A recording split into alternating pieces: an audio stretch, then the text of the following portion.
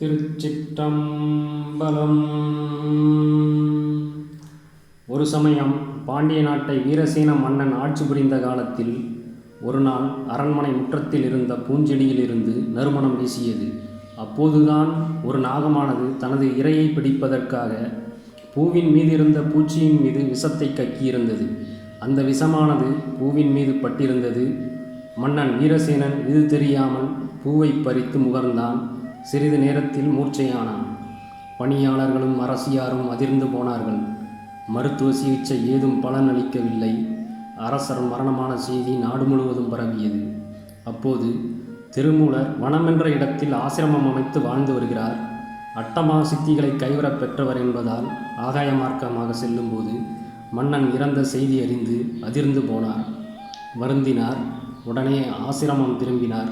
தனது சரீரத்தை அருகில் இருந்த சதுரகிரி குகையில் கிடத்திவிட்டு தனது சீடரான குருராஜ மகரிஷியை அழைத்து தான் திரும்பும் வரை தனது உடலை பாதுகாத்து வருமாறு கட்டளையிடுகிறார். ராஜேந்திரபுரம் சென்று மன்னரின் உடலில் உட்புகுந்து விடுகின்றார். வீரசேனன் தூங்கி எழுவது போல் எழுந்தார். மக்களும் அரசியார் மகிழ்ச்சி அடைந்தனர். அரசியாரும் மன்னரும் அரண்மனையில் தனித்திருக்கும் போது திருமூலரிடம் சில மாற்றங்கள் தெரிவதைக் கண்டு ஐயமடைந்தார். திருமூலரும் அரசியாரின் ஐயத்தை போக்கும் விதமாக தான் கூடுவிட்டு கூடு பாய்ந்து வந்திருப்பது மக்களின் துயரத்தை போக்கவே, ஆகவே ஐயம் அடைய வேண்டாம், பயப்படவும் வேண்டாம், இதனை யாரிடமும் கூறவும் வேண்டாம் என்று கூறினார். அரசி குணவதி திருமூலரிடம் அவரது உடலை பற்றி இயல்பாக இருக்கும்போது ஒரு சமயம் கேட்டறிந்தாள். திருமூலரும் தன்னுடைய சரீரம் கற்ப சரீரம் என்றும் அது தன்னுடைய சீடர் குருராஜ மகரிஷியின் பாதுகாப்பில் உள்ளதென்றும் தன் சரீரத்தை வெடியுப்பு, குங்கிலியம், பொரிகாரம், விராலி இலையோடு விறகினையும் சேர்த்து அடுக்கி எரித்தால் மட்டுமே எனது உடலை அழிக்க முடியும் என்று கூறுகின்றார்.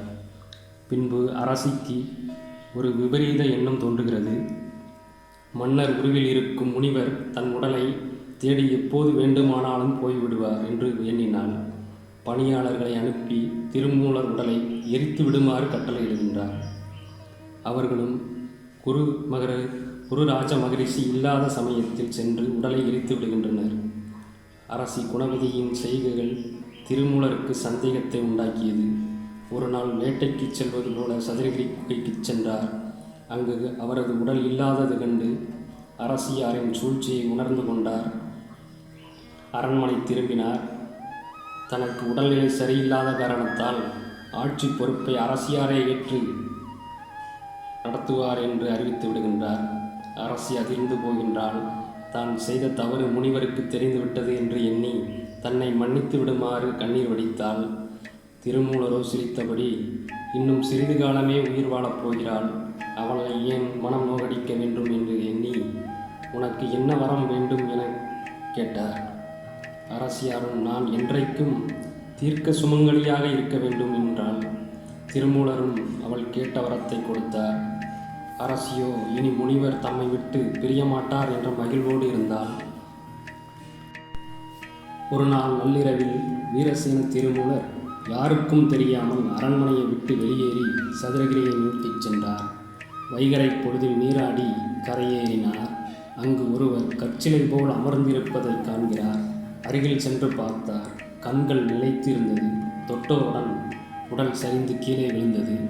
ஜம்புகேஸ்வரம் என்னும் திருவானைக்காவல் கோவிலில் இருந்த ஜம்புகேஸ்வரர் என்னும் அந்தனர் பிராணாயாமம் பயிற்சியில் தேர்ச்சி பெற சதுரகிரியை அடைந்து குருவின் துணையில்லாமல் பயிற்சி மேற்கொண்டதனால் வந்த வினை என்பதனை திருமூலர் உணர்ந்து கொண்டார். அவரது உடலை மீண்டும் தொட்டு பார்த்தார். உடல் சூடாக இருந்தது. இறந்து சில மணித்துளிகளே ஆகியிருக்கும் என்பதை உணர்ந்தார். அரசர் உடலை விட்டு அந்தனர் உடலில் நுழைய தீர்மானித்தார். அப்போது வீரசேனன் மனைவி குணவதிக்கு கொடுத்த வாக்கு நினைவுக்கு வந்தது. உடனே வீரசேனன் உடலை சிரஞ்சீவி தன்மை உடையதாக்க நினைத்தார். அரசர் உடலை எங்கே வைக்கலாம் என சுற்றி பார்த்தார். அருகில் யானை உண்டி என்னும் பெரிய மரம் ஒன்று காணப்பட்டது. அம்மரத்தில் பெரிய பொந்து ஒன்றும் இருந்தது. வீரசேன திருமூலர் மரத்தின் பொந்தினுள் நுழைந்தார். அமர்ந்து தனது உடலை அங்கேயே விட்டுவிட்டு ஜம்புகேஸ்வரர் உடலில் புகுந்தார். வீரசேனர் உடலை சிரஞ்சீவி தன்மையுடையதாக்க ஜோதி மரத்தின் பூக்களை பறித்தார். சில மூலிகைகளையும் சேர்த்து அரைத்து அச்சாற்றுடன் மந்திர சக்தியையும் ஏற்றினார். அதன்பின் சாற்றினை வீரசேனர் உடலில் மீது பூசினார். மரத்தின் மேற்புறத்தை பட்டை இலை கிளைகளை கொண்டு மூடி பின் சில மந்திரங்களை சொல்லி மரத்தை முழுமையாக மூடச் செய்தார். அரசர் உடலை தன்னுள் தாங்கியுள்ள அந்த மரம் இனி அரசமரம் என அழைக்கப்படட்டும் என வாழ்த்தினார். பின்பு சதுரகிரி மலையை நோக்கி பயணமானார். சதுரகிரி மலை உச்சியிலாம் கடுந்தவம் இருந்து தேகத்தை காயகல்ப தேகமாக மாற்றினார். அங்கு தவம் செய்யும் சித்தர்களும் தங்களுக்கும் வழிகாட்டுமாறு வேண்டினர். அவர்களை தன்னுடைய சீடர்களாக சேர்த்து கொண்டார்.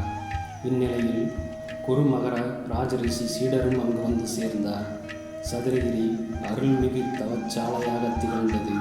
இன்றளவும் அது சித்தர்கள் பூமியாகவே காணப்படுகின்றது. சதுரகிரி மலை வளர்ந்தோங்கிய மரங்களையும் பல வகையான மூலிகைச் செடிகளையும் கொண்டது. ஒவ்வொன்றும் பல நோய்களை தீர்க்கக்கூடிய மருத்துவ குணம் கொண்டது. எந்த வனத்திற்கும் இல்லாத தனிச்சிறப்பு சதுரகிரி வனத்திற்கு உண்டு. இந்த மலையானது சித்தர்கள் தவசக்தியை உயர்த்தி முக்தி பெறச் செய்யும் வல்லமையுடையது. 4 மலைகளாக வளர்ந்து காணப்படுகின்றது. திருக்கைலாய மலையை விட்டு நம் ஈசனாரும் உமையம்மையும் பிரம்மாவும் விஷ்ணுவும் தேவர்களும் எழுந்தருளிய மலையாகும்.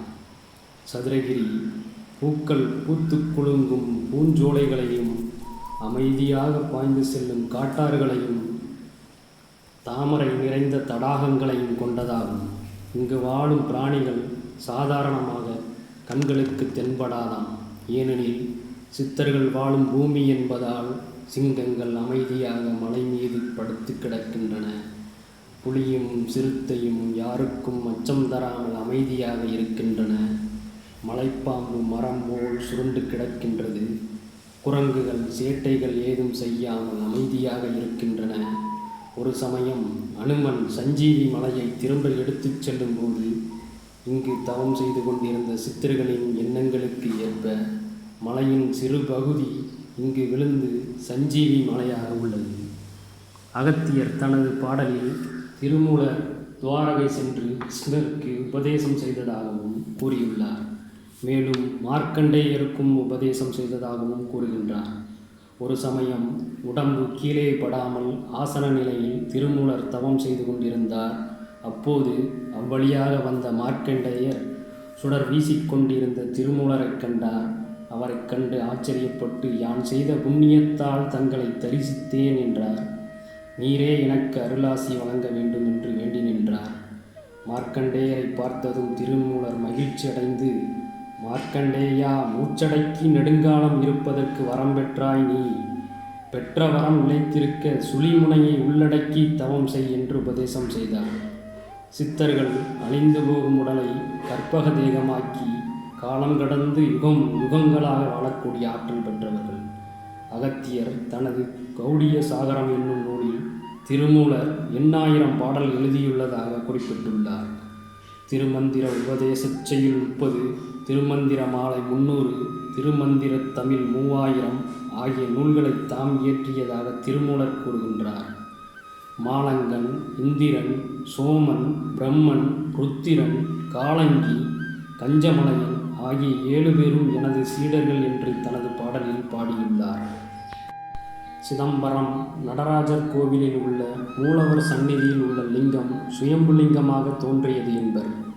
போகர் தனது ஜனனசாகரம் 312வது பாடலில் திருமூலர் சமாதியில் வீற்றிருக்கும் இடத்தை இவ்வாறு கூறுகின்றார். நானென்ற மேலச் சிதம்பரத்தில் நாடி நின்ற திருமூலர் நாட்டம்தானே என்று குறிப்பிடுகின்றார். தில்லையில் லிங்க வடிவில் உள்ள சந்நிதி திருமூலர் சன்னதி என்று கூறப்படுகின்றது.